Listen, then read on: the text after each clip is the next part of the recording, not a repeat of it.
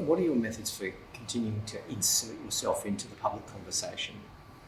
I think for us it's really about putting pressure on decision makers, giving average people an opportunity and a vehicle and a way to express themselves, and making sure that they're connecting with their local politicians especially. I mean, there are lots of peak bodies and groups and organisations that meet with, ministers, public servants, decision makers. But for our campaign, it's really about making sure that local MPs are hearing from their constituents who want cheaper housing just as much as they're hearing from landlords and investors and the property sector, because I think that's been a real challenge. That's a big part of how we insert ourselves into the debate.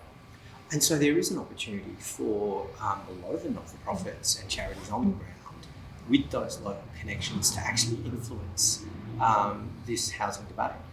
Yeah, absolutely. And I mean, I think that's really the power of the campaign. That's what makes it different to just a peak body or another housing or homeless organisation, because there are a lot of those organisations that have the ear of government and have these meetings. But I think our power really comes from the fact that we're part of the sector, but we're also a campaign of people, and we keep the sector kind of connected to people. And I think there's real power in being connected to people.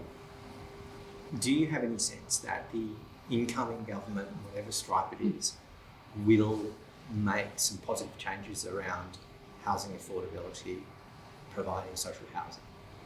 So right now we can see that both parties know that housing affordability is something that they need to respond to, and they're very focused on finding things that they can announce. They're sort of really focused on showing voters that they're ticking the box in some way. But I think what we need to show them is that they need to really do the solutions that are structural and that are big. This government in particular has done some good things. They've not done bad things, but they're things that really only affect tiny numbers of people. So it's great news for you if you're one of the 30,000 people that gets to benefit from the Housing Australia Future Fund and one of the new homes that gets built through that.